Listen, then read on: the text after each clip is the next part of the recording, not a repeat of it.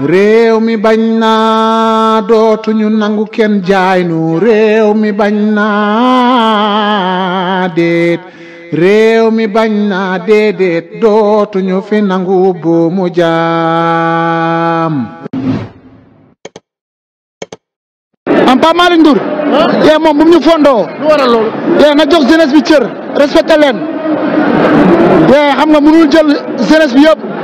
yee bi dëkk bi di tax yee ñun ñu jël ay engagement yee pour soutenir suñuy rek ak suñuy jarbaat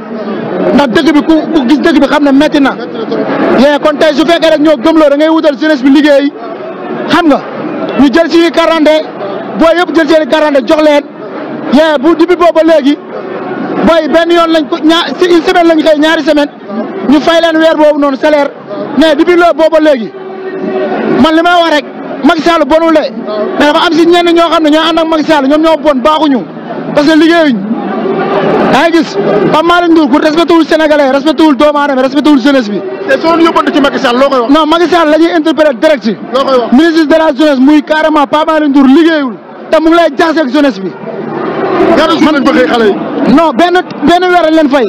ba pare ñu wax leen lan. ba pare boobu ba léegi ñu téye seen i quarante. waaw léegi bu ñu bëggee wax jeunesse bi nañ toog si réew mi pour ñu liggéey ku mel ne Pape Malick Ndour def loolu est-ce que jeunesse bi dinañ fi toog. kon Pape Malick Ndour lañ génn wax ak jeunesse bi bu mu fondoon nit ñi. yee ñun nekkuñu ay responsable yoo xam ne ñoo jël ay xare jël seen i quarante jox ko ba pare moom mu toog di ñu xool. yee bu mu may nit ñi lu ñu wax quoi. yee man nag sama wax neexul keroog dégg naa Papa Sow dama ko woo sax jotuma ko parce que lépp moom moo ko waral te moom suñu garant la quoi te keroog dégg naa ko moo si plateau bi te li mu wax dëgg la quoi Pape Malick Ndour bu mu fondoon nit ñi na jox nit ñi cër Macky Sall da ngaa jox pour mu liggéey mais jox ko pour muy wër si tëli yi di ak di mbedd yi di macc ay tuñ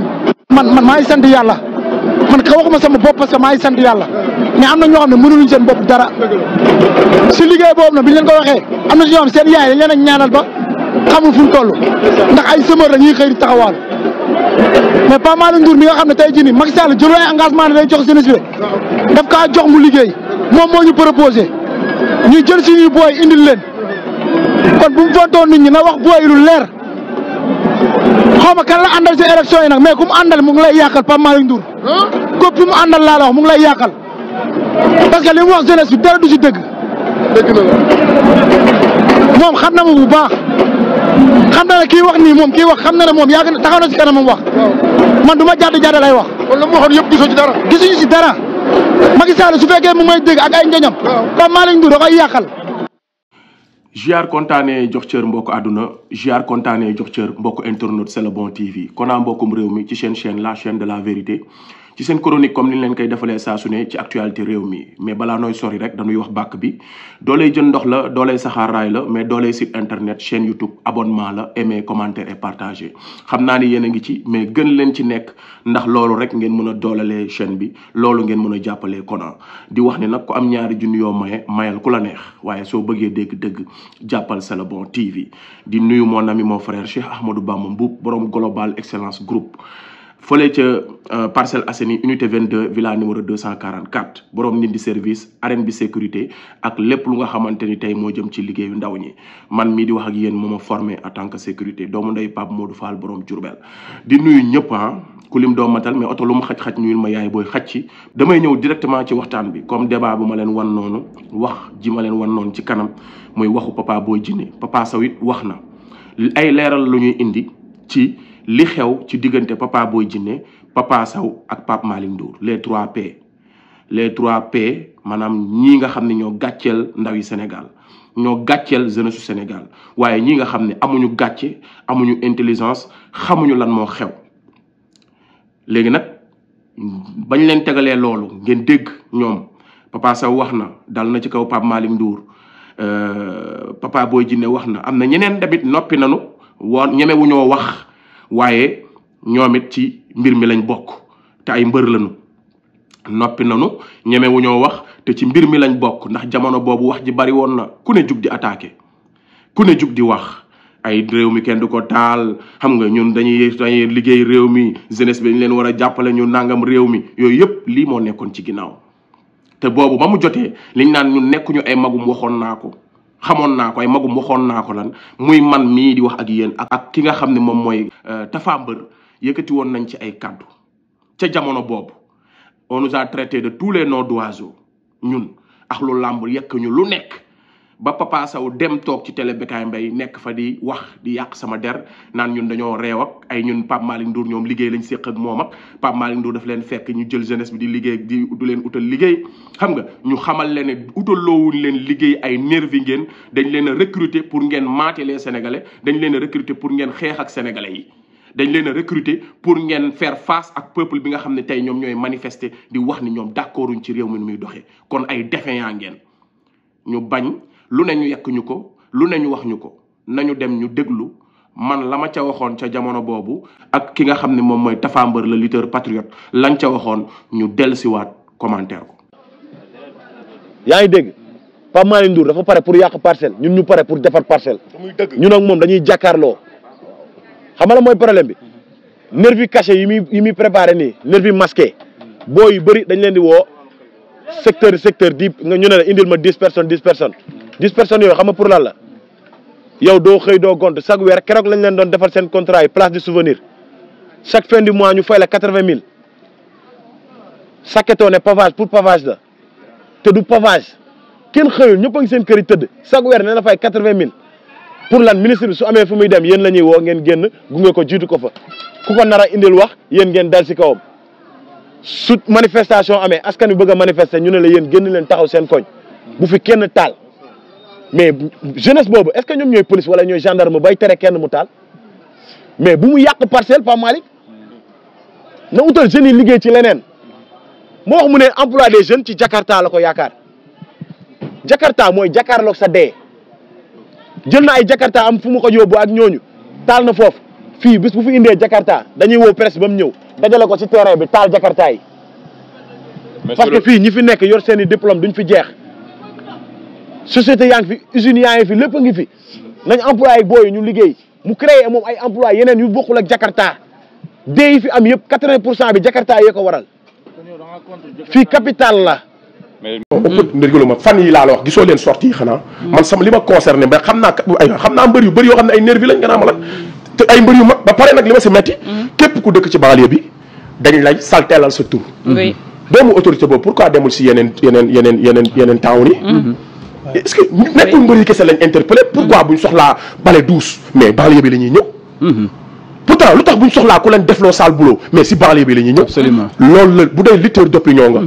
man ñooñu tey def conférence de presse foofu laa doon xaar seen discours pourquoi autorités yi buñ soxlaa lu bon buñ soxlaa lu salté dañuy ñëw ci banlieue bi c'est grave presque 10 ans ñu toog ko fi yaa ngi toog naan sama gox dañ ko war a defar sama gox nii ma ne la même buñ taxawee di def ay acte dafa am ku nekk ca kaw di leen jox alal di ñu koy def pour après saa yi discours yi dañoo changé man 2017 ba tey sama discours changé wul fi ma nekk laa nekk mais gars yi xoola barki démboo njaay lañ tàngal mu tàng jër jékkee-jékki sotti ci glace jàpp opposition bi di leen caricaturer te ñoom ñooñu ñëpp ku ci am combat nit ñi di dee te waxuñu ko barki démb booy boobu dëkk Grand Yoff toog def conférence de presse keroog combat am ay nit dañ ci sonn ñii di dee ñii di gaañante mais jar na ko parce que intérêt boppam la mais bu askan wi jógee ne dañuy xeex pour notre destinée notre futur ñu naan waaw toog leen jàmm fii jàmm faa gis nga ñoom ñëpp li leen jaral xeex ñu ngi koy xeex maas léegi kon gars yi gis nga ñun nag dañuy wax ba wax jotee te dëgg la ñuy wax te dëgg ku koy wax bañoo ko la mere gis nga axlu làmb moo nekk milieu bu faux man ci milieu làmb laa bokk ñu raje ma ba damay dégg ñu naan dañoo raje Ousmane Sonko man lañ njëkk a raje depuis 2017 waaw ma jàkkaarloog CNG bi waaw depuis 2017 ma jàkkaarloog CNG bi di leen wax dëgg di leen wax alalu mbëri ñuy arnaqué mbëri yi feebar duñu leen faj ku ci mel ni Mamadou Kassé Diop bi nekk Mbour nekkoon tey équipe nationale nekkoon champion moom moo daanoon usine doole te dugal ko ci top 5 bi mooy mbër mu tuuti mi nga xam ne lutteur gréco-romaine la lutteur olympique la lutte simple def na ci lu ne yàlla dogal mu bëri am accident ci làmb damm ndigam damm tey mu ngi ne ba tey dafa paralysé si 16 roulant ñu am li nga xam ne mooy drapeau chef de l'État bu am ci Mbour ñoom mbër yi mag yëpp ñëw fa Alioune Sarr ñëw représentant président ñëw ñëpp ñëw ma këf micro bi jàkkaarloog ñoom ne leen li ngeen nekkee gàcce la tey fii ngeen ñëw di fi def drapeau chef de l'État jël ay millions def ko ci compétition bi am na benn champion boo xam ne yéen équipe nationale lu mbër yi yéen a ko doon jël mu indil leen façon drapeau bu nekk ànd ak yéen fu nekk tey mu ngi nekk ci chaise roulante mu ngi nii taxaw am yéen CNG bi jéemoo leen ci dara te yéen a ngi ko doon dagg assurance ci ay cachet yéen a ngi ko doon dagg assurance ci li nga xam ne mooy licence am bu dul dara sax en tant que joueur mbëru équipe nationale war ngeen ko mën a taxaw yël micro ba yuuxu jour boobu la samay jafe-jafe tàmbali waaw ñu indil ma ay jafe-jafe waaw waxatuma laag nag ma ñëw di wax li doxul ci réew mi problème yi gën a bëri moo tax bi ma déggee Tapha Mbeur naan dafa bëgg a bëre ma ne ko beeboo nga zibilé waaw man ba may xàll yoon wi di wax 2017 ba léegi mënumaa bëree te am maay le seul lutteur bi njëkk a yëkkati kàddoom di wax ci réew mi ni muy doxee di ci wax sur côté boo xamante ni du arrangé nguur mbër boo ci déggoon muy wax maa ngi gërëm sama yaay sama papa ñoo ngi gërëm diw ñoo ngi sant diw maire Thieré maa ngi gërëm ministre diw état bi nangam ñu ngi leen jëm président Macky Sall wala Marème Faye Sall loolu ngeen mus a xam seen yoon musul nekk ci ni réew mi di doxee seen yoon musul nekk ci seen frère u mbër yi wala seen supporters yi wala ñu nekk seen koñ di dund ci lu metti yéen na ngeen am combat ministre yi jox leen alalu Sénégal député yi jox leen alalu Sénégal ngeen fexe xamante première dame di dem di reer yi ci kër ministre yi yéen seen i bamba di maase fu ngeen bëgg a dem fa lu ngeen bëgg am ko promoteurs yi di tuddee seen i drapeau ministre yi seen yoon nekkul ndax ministre boobu ñuy tuddee drapeau ndax lañ ko dénk ma ngi koy doxal bu doon sax booy tuddee ni drapeau da ngay bàyyi ba gis ministre boo nga xam ne leer na la kii tâche bi ñu ko dénk ci ndaw ñi mu ngi koy matale ministre bu jara sargal la nga sargal la ko Sénégal dañuy sargal ku defalul réew mi dara dañ lay fal ministre tey suba ñu tuddee la ay drapeau Matar Ba jóge na fi Yankhoba Diattara ñëw si même semaine bi Yankhoba Diattara ñëw ñu tuddee ko ay drapeau defagul dara sax pour sport bi moo lay wan ne làmb dafa ñëw àndandoo nguuru Sénégal ñuy sucer deretu sénégalais yi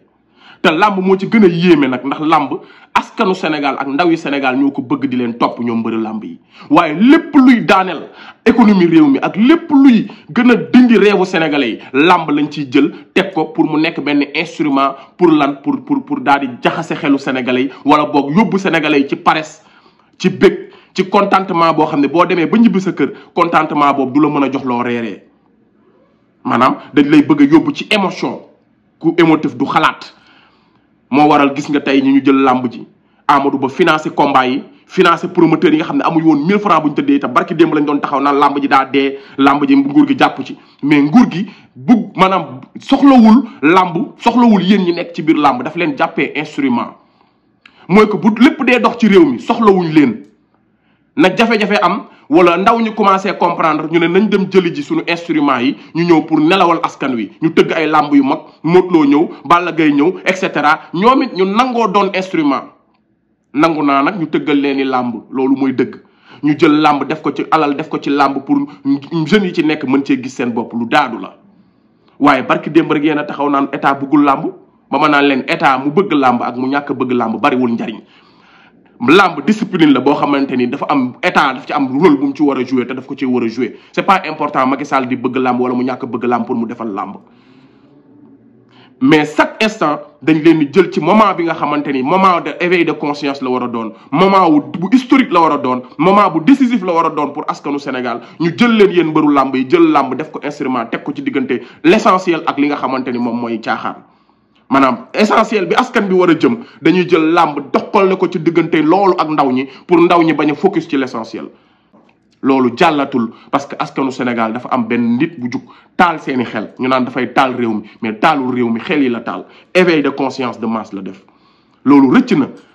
événement bu mën a tee askan bi focus ci le 25 février Amadou Ba amul événement bu tax sénégalais yi war a mën a focus ci nan ngeen bëgg a sàccee élection yi événement bu sénégalais yi mën a sëgg ci bu tax sénégalais yi mën a sëgg si seen i jafe-jafe si seen i priorité ci ndaw yi di jaar ci géej gi di dee ci ndaw yi ñàkk espoir ci jafe askan wi ñu rey tëj leen te defuñu dara événement bu mën a tax ndaw ñi fàtte loolu wala sénégalais yi fàtte loolu événement boobu amut doomu aadama wala célébrité bu mën a tax askan wi focus ci leneen lu dul l'essentiel lu dul lu metti lii ñuy dund lu dul fin de cycle bi nga xamante ni système bi nekk na ko événement wala nitu système bu tax loolu mën a bañ a am moo amut kon noppalal sa bopp Amadou Ba parce que kuy dundee say nelaw du bëgg nga yeewu yow yaa yiis Macky Sall Amadou Ba moo yiis Macky Sall parce que kuy dundee say nelaw du bëgg nga yeewu Macky Sall sax mën nga ne 2012 bi mu bëggee génn na xataraayu jël yoonu boppam au moins di nga ne def na 3 fois tour du Sénégal au moins di nga ne dem na xeex yor na fi sax mer gàddu Moustapha Niasse gàddu fi xeer au moins xeex na un peu pour lan pour démocratie Sénégal pour lan xeex na sax pour jot ci réew mais yow nga ni da ngaa bëgg a wéeru ci alalu askan wi sàcc ay milliards askan wi jëlaat ko di ko séddale askan bi wéeru ci ay doomu sénégalais yi nga xam ne tey Sénégal moo leen def lu ñu doon muy ay mbër muy ay woykat muy ay communicateur traditionnel muy ay tiktokeur yu nga xam ne Sénégal ñoo leen def lu ñu nekk nga jël alalu askan wi wëlbatikuwaat jëlaat ñi nga xam ne ay doomu Sénégal la ñu xamul seen rôle ñu xamul seen responsabilité nga xam ne Sénégal moo leen waroon jaral lu nekk Sénégal moo leen waroon jaral ñu taxawu Sénégal nga jëlaat ñooñu exploité leen jël leen dóoraat leen ci kanamu sénégalais yi nga xam ne sénégalais lambda yi pour ñu usaat seen mind Amadou Ba da ñoo bëgg a use ñaari yoon Amadou Ba da ngaa sàcc sunu alalu réew doyul nga sàccaat sunuy célébrité réew sunuy doomu réew yi nga xam ne ñàkk responsabilité ak ñàkk xam fi leen askan bi teg ak li ñu doon ak lan la ñu war a représenté ci askan bi ger leen alalu Sénégal ñuy changer discours bi di changer li nga xamante ne moom mooy actualité bi di Amadou Ba ger nga journaliste ger nga mbërum làmb xeeboo tëggkatu sabar man mii di wax ak yow su ma bëggoon léegi milliardaire lay doon ndax alalu Sénégal nga sàcc di wër défaillant bu ñëw taxaw jàkkaarloog sénégalais yi jaay la sénégalais yi parce que amuloo loo jaay sénégalais yi amuloo loo wax sénégalais yi lu dul man je suis un fonctionnaire milliardaire amul leneen loo mën a jaay sénégalais yi lu dul jël ay nit yu nga xam ne ils sont influents ñàkk xam ñàkk patriotisme ñàkk xam seen devoir ñàkk xam seen rôle jël leen ger leen alal ñu taxaw di wax ay contre-vérité pour bratiner les Sénégalais mais malheureusement la jeunesse est réveillée et éveillée et nous sommes plus dangereux qu'une bombe atomique comme ni ko Thomas Sankara waxoon def leen seen i def rek jéem leen seen i jéem rek tëgg leen seen i làmb rek roi des arènes bu nar a bëri 2 fois ci benn saison te barki démb ngeen taxaw di jooy naan làmb ji nguur gi bëgg ko ndax nguur gi day jàppalewul làmb ji élection yi di jub si ñu jël leen def loolu moom a gën a metti làmb dangoo doon instrument heure bu askan wi amee jafe-jafe heure bu askan wi amee tolof-tolof au lieu nga dégg mbërum làmb yi wala célébrité yi ñu taxaw défendre les Sénégalais mais malheureusement dañuy noppi de waaye bu ñu leen fekkee jox leen alalu Sénégal encore ñu ñëw fas yéene nax ànd ak ñiy nax Sénégalais yi pour dem mais loolu mooy jaamte gi nekk ci mbëru làmb loolu mooy défaillant bi nekk ci mbëru làmb ku ko wax ñu ne da ngaa xamadi ku ko wax ñu ne yow da ngaa réew man mbërum làmb laa bëre 7 combats am 6 victoires benn défaite man xasuma làmb mënumaa xas làmb mais li may gis ci làmb moo dul yëfu nit mooy yëfu kenn xamul yëfu lan la nguur gu ñëw ngeen ànd ak moom sucé deretu askan wi te askan wi moo leen def lu ngeen doon Amadou Ba nag li tax nga bëgg askan wi nelaw parce que kuy dundee say nelaw du bëgg nga yeewu man yàgg naa koo wax te système bi nelawu askan wi lay dundee mooy bëgguñu askan bi yeewu parce que ku yeewu da ngay xalaat ku amul maanaam mais kuy xalaat mais képp ku ñu yóbbu ci ay manifestation maanaam culturelle maanaam di la yóbbu ci ay taaxuraan ay ndaga ay làmb mais sooy foo doo xalaat léegi nag moo tax chaque jour que jëfee dañuy fexe di ñu fàtteloo l'essentiel te askan wi bu ngeen xoolee tey jii bi 111 bi génnee ni askan wi jugee mag ak ndaw ñëpp jug ngeen xam ne ndaw ñi te jour boobu combat moo doon am ku sell ki nekk kaso ñu ne day wax ñaari mbër yi mag di bëree dañ leen faa bàyyi làmb ji ngeen xam ni li ngeen bëgg maanaam mu ngi mel ni jaan romb ngeen di dóor ci watit bi on est tellement en avance sur vous les célébrités les soi-disant influenceurs ak nguuru Sénégal mbërum làmb yi léegi nag dama leen di leeralal Papa Boy Djiné Papa Sow ñoo gën a doon défaillant sax Pape Malick Ndour am na ñeneen nag mais comme ñooñu génn ñu wax dinañ toog déglu leen kon lii dañ leen doon wax ngeen traité de tous les noms d'oiseaux Papa Boy Djiné Papa Sow Pape Malick Ndour da leen a jëloon def leen ay nervi mais pour dëkk bi bu tàkkee ngeen génn xeex ak seen jeunesse comme d'habitude mais lan la dëkk bi tàkkul da ngeen di waye di léegi nag ngeen lekk alalu askan bi liggéeyoo leen ñu war leen a fayeku yéegi yéen ay génn nekk ay dof ba dee da ngeen foog ne régime bii du jeex yéen a ngi dugal seen bopp ngeen noppi woon sax moo gën ndax régime bi dina jeex dinañ leen auditer dinañ leen woo ne leen lan ngeen sekkoon ak Pape Malick Ndour ban liggéey la leen joxoon wax naa leen ko nee na leen état du joxe emploi état dafa war a créer les conditions ñun ay chef d'entreprise lañ bu fekkoon Pape Malick Ndour ku honnête la dafa bëgg ndaw yi am liggéey day fekk ñi nga xam ne créé nañ entreprise ba pare ñu jàppale leen balaa ñuy jël ñeneen di leen indi wax naa ko mais dañu feeñ ñu ñukk dem jëli leen yéen parce que yéen ay nervi ngeen vous êtes nuisible à la société du ngeen xalaat ñu jël leen exploiter leen jël leen jox leen alal ger leen ngeen lekk alal di setal seen bopp nag ci carte d'identité boo yi ngeen jël yéen ak Pape Malick Ndour yéen a yem boo yi ngeen jël seen carte d'identité ay innocent lañ boo yooyu nañ teen taxawu yéen a gën a yées Pape Malick Ndour ndax yow Papa Sow amoo benn entreprise boo yor yënguwoo ci amoo mouvement de jeunesse Pape Malick Ndour lan la lay wooyee pour nga utal jeunes yi liggéey da ngaa créer dara am na pourtant ay jeunes entrepreneurs yu nekk ci réew mi lu tax woowuñ leen ñooñu moo gën a gaaw ñu financer leen jàppale leen parce que état du joxe liggéey directement état dafa war a créer les conditions ba képp koo xam ne yaa ngi ci réew mi amagoo entreprise ñu teg la ci ay conditions nga mën a employé bu dee yaa ngi employé ñu financer la jàppale la comme ñun ñi tey pour nga mën a jël boo doon jël 20 personnes nga jël 30 personnes loolu moom mooy état loolu la état di jàppee ci contribuer ci ndaw ñi nan la ñuy utee liggéey mais état ministre de la jeunesse du dem jëli ay jeunes jël seen i carte d'identité ne leen toog leen seen kër yi heure bu ñu leen soxlaa dinañ leen woo di leen fay ci alalu Sénégal waaye bu askan wi jugee Ousmane Sonko bu ñu ko bëggee jàpp bu peuple bi génnee génn leen ngeen xeex ak seen peuple comme ni ngeen ko defee rey sénégalais yi tiire ci kaw sénégalais yi ñu wax ko ngeen ne dañuy yàq seen der yéen a yées nervi yi yéen kenn xamul lu ngeen doon waaye na ngeen xam ne dinañ leen topp ba jusqu'au bout ndax takkuñu seen njël faale wuñ leen complexé wuñ leen muy Modou Lo muy Balla Gaye muy Siteu muy Ama Baldé sax moom bokkul ci yooyu muy kum mën a doon muy Papa Sow muy kum mën a doon fi may daanele nag balaa may dee ngeen naan ñun on est à l'aise ñun man Papa Boy Djiné dégg naa ko ci biir ay waxam man sax yow intéressé woo ma quoi mais ngeen waxaat rek waxuma pour sa jëmm quoi parce que tu n'as pas importance te tu es nul comme tes pattes vous êtes nul parce que Pape Malick Ndour waru leen mën a baratiner quoi waru leen mën a jàpp di leen fowee billaay wallaay dama ci am lu ma naqari li ñu naan mbër ab dof la Pape Malick Ndour da leen a saw jël leen def leen comme fowukaay pare sànni leen da leen a nar comme li ngom pare sànni leen fële ngeen génne di jëful munoon ngeen gore parce que deal kenn du ko kalaate te da ngeen nekkoon ci deal da ngeen doon deal au dos des sénégalais xamoon ngeen li leen Pape Malick di doyee ku lay utal liggéey da lay wax lii ngay liggéey heure bii ngay xëy heure bii ngay wàcc fii ngay xëy waaye utal nañ ñu liggéey lan ngeen doon liggéey fan ngeen doon xëy fan ngeen doon xëy lan leen wax toog leen seen kër yi bu ñu leen soxlaa di leen woo loolu du liggéey ay mercenaires ngeen woon ay défaillants ngeen yéen a taal réew mi yéen a appliqué ci yéen a ànd ak nguur gi ngeen maate les sénégalais yéen a bon yéen a yées Pape Malick Ndour billaay wallaay bi ñu jógee taxaw di ko wax da ngeen a dalaat suñu kaw ñun Papa Sow dem ba télé toog di wax tey yaa génn naan ay waaw Pape Malick Ndour daf ñoo bëgg a jaxase yéen askan bi dañ leen a wàccu du ngeen nitu dara Pape Malick Ndour bu la tooñee wala bu la defee lu mu war a def premier ministre sa xarit la këram ngeen di nekk yéen ñëpp yéen ak ñoom Modou Lo di ko maral muy Amadou Ba mii candidat dama la ko Amadou Ba mu faj ko li may wax rek mooy balaa may dee ñuy génn naan Papa Sow dégg naa ko ci ay waxam dégg naa ko ci waxu Papa Boy Djiné naan waa ñun on est à l'aise yéen a mën a fen yéen a mën a fen balaa may dee ñuy fen naan ñun suñu ndrakk yi nekk suñu ginnaaw Papa Boy Djiné yow loo am yow xanaa nekku yaa dëkk gunaas gii nii yow loo am yow waaye yow nekk leen nit may xam naan ñun on est à l'aise ñun taxul suñu bopp taxul ñu wax mais ndaw yi liggéey suñu nga xam ne mënalu ci seen bopp dara yow da ngaa mënal sa bopp dara yow ngay bëre waaye yow ñaata at yaa ngi bëre da ngaa mën a mës a am